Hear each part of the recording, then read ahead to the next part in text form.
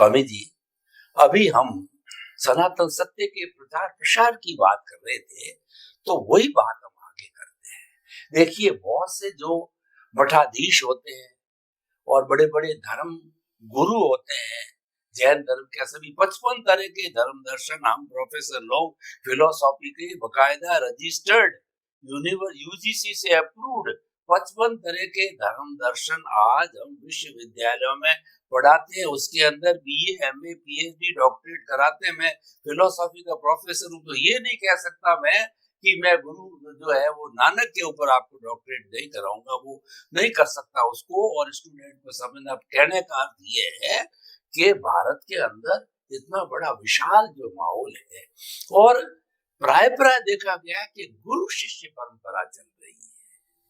जैसे हमारे तेरा पंथ की बात करें तो 11वें गुरु है, हर एक के अपने अपने गुरु चलते हैं। तो ये जो सनातन सत्य है, इसके अंदर आपका मौलिक चिंतन है। दादा भगवान ने जो बताया आपने कि एक जो है वो बाल की टोंच जितना भी नहीं निकला, तो आपने निकाला। उनका आशीर्वाद मिला, कुदरत का आशीर्वाद मिला, संजोग मिले, आगे से आगे है। तो क्या कोई जो ऐसी व्यवस्था के संबंधी गुरु शिष्य परंपरा, या ईश्वर करे आप 100-200 वर्ष जिए, उसके बाद भी कोई इसको इसी रूप में संचालित करता रहे, तो कोई किस तरीके की प्लानिंग या कोई बात, हालांकि साइंटिस्ट की बात तो समझ में आ गई, वही फैलाएंगे।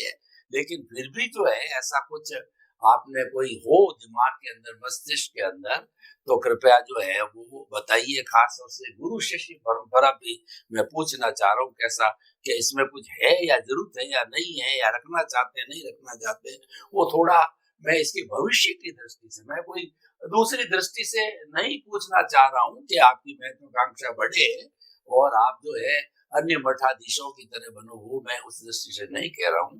तो कृपया थोड़ा इसकी भविष्य की परिकल्पना पर भी बात करें। प्रश्न के लिए धन्यवाद और सभी श्रोताओं को मेरा नमस्कार। सबसे पहली बात तो ये है, आध्यात्म विज्ञान की जो उत्पत्ति हुई है समय संजोगों के अधीन, और फंडामेंटल उसका बेस क्या है? ये अनुभवी की परंपरा का मार्ग है, ये गादी की परंपरा का मार्ग नहीं है। नंबर 1।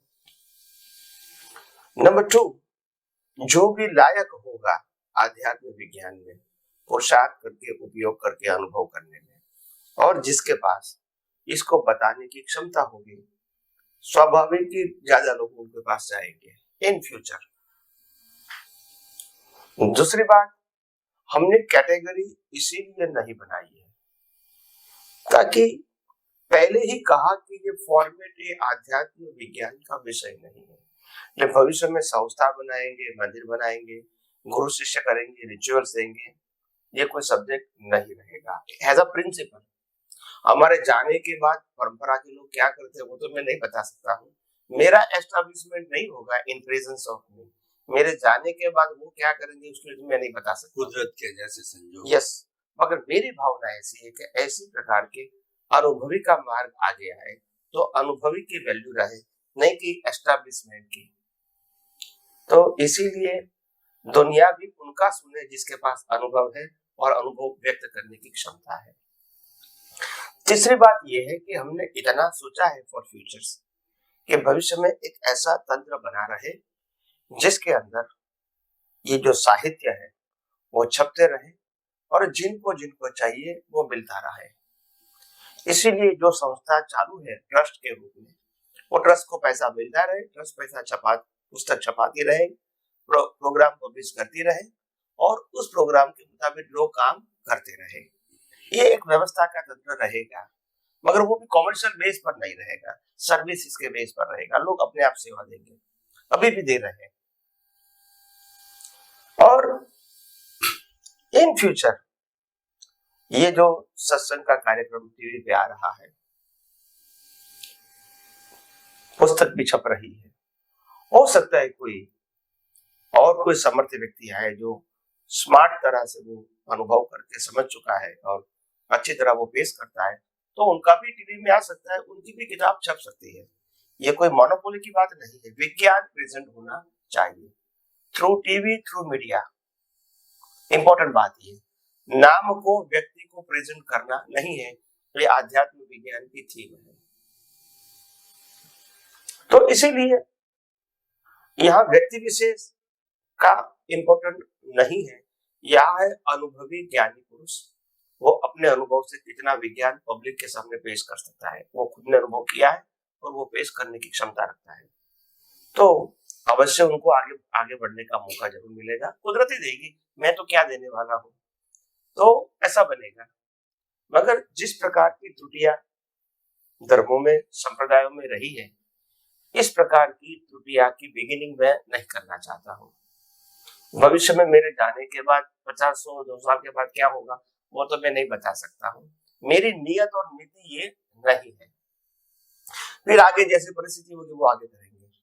यहाँ प्रिंसिपल साफ है कि यहाँ ओनरशिप सब्जेक्ट नहीं है, प्रेजेंटेशन में पर्सन और संस्था या व्यक्ति का सब्जेक्ट नहीं है, यहाँ क्रियाकांड सब्जेक्ट नहीं है, यहाँ मंदिर या मकान का सब्जेक्ट नहीं है, यहाँ गुरु शिष्य का सब्जेक्ट नहीं है, और यहाँ प्रोसेशन का सब्जेक्ट नहीं है। यहाँ विज्ञान को खुद अनुभव करो और दूसरे को बांटो, और वो भी कुदरत का विज्ञान है इस फॉर्म में, मेरा विज्ञान है, मेरा ज्ञान है, इस फॉर्म में नहीं। और इसीलिए हमने पहले ही बता दिया, दर्शन का मतलब कुदरत, कुदरती कानून और कुदरत देखना, उसी को ही अनुभव करके पेश करना है। इसीलिए मेरा विज्ञान वो तो सब्जेक्ट नहीं आएगा। तो हमारी भावना तो ये है कि यही सच्चाई कहो, पवित्रता कहो, नियत और नीति कहो, वो बनी रहे, यही हमारी तो भावना है। और जहां तक मेरा खुद का अस्तित्व है वहां तक तो ये रहेगी। और मैं समझता हूँ आगे भी लोग, अगर जिसको थीम समझ में आ गया है, वो ऐसी गलती नहीं करेंगी। जैसे भी ये गलती करेंगी अपने आप संप्रदाय हो जाएगा। फिर वो कहेगा मेरी मर्जी से मैं कहूँ, वो कहेगा अपनी मर्जी से कहूँ, फिर क्या हो जाएगा, संप्रदाय हो जाएगा, फिर विज्ञान में संप्रदाय हो जाएगा। तो ये मेरी भावना नहीं है एज फार एज पॉसिबल। और व्यवस्था के रूप में और कोई ज्यादा लोग मेरे को मिले जो लोगों के पास पहुंचाने में मेरे को सहयोग करते हैं, तो कोई भी व्यक्ति ऐसा मिलेगी आगे, तो और ज्यादा हम इसको मीडिया के माध्यम से पहुंचाने का प्रयास करेंगे, जरूर करेंगे। ये हमारा भी तो भाव है। स्वामी जी, आपका बहुत बहुत धन्यवाद। आपने इसके फ्यूचर की रूपरेखा के बारे में बताया। मूल आपकी नीति ये है कि सनातन सत्य जो है वो हर मानव तक पहुंचना चाहिए, क्योंकि कुदरत का है, ये किसी पर्टिकुलर व्यक्ति का नहीं। और बहुत सही है, मैंने भी इसका खूब अध्ययन किया और मैं इसका पालन भी करता हूँ कि मन वचन काया तथा उससे जुड़ी हुई हर अवस्था मात्र कुदरती रचना है, और वो व्यवस्थित है, वो प्रीडेस्टिन्ड है, और जो है वो आपको सारा कर्म फल वगैरह सब नियत है। और मूल ये है कि ये दृष्टि का विज्ञान है। सबसे बड़ी बात इसमें ये दृष्टि वाला विज्ञान का पालन करने वाला भटक नहीं सकता है, क्योंकि वो दृष्टि भ्रम हो जाएगा उसको, तो वो आगे बढ़ भी नहीं पाएगा, क्योंकि सारा दृष्टि को शुद्ध करने का है, ज्ञान दर्शन को शुद्ध करने का है। तो आपका थीम बहुत अच्छा है और सारी रचना भी बहुत अच्छी है और बिल्कुल निस्वार्थ बात है, और व्यक्ति को बदलने की बात है, और कोई लंबा चौड़ा ताम झाम भी नहीं है, सिर्फ भीतर ही भीतर है दृष्टि को बदलना। तो उसमें करना क्या है, और मालिक कुदरत है, वही देने वाली है। और सबसे बड़ी बात जो मैंने इसमें महसूस की है कि उसकी जो जड़ है, कोई पौधा बढ़ता है वो जड़ से बढ़ता है, अगर जड़ मजबूत है तो वह पौधा पुष्पित फलित क्या वट वृक्ष होगा। तो इसकी जड़ के अंदर जो है निमित्त भाव है, नो ऑनरशिप नो डूअरशिप। जब वो खत्म कर दिया, किसी भी दाने को अगर जला दिया तो फिर वो उग नहीं सकता। तो प्रारंभ से इसकी जड़ के अंदर अकर्ता, मैंने ये महसूस किया है कि अगर अकर्ता भाव नहीं है तो सनातन सत्य आप नहीं सीख सकते, नहीं पहुंच सकते, और आप यू आर जीरो।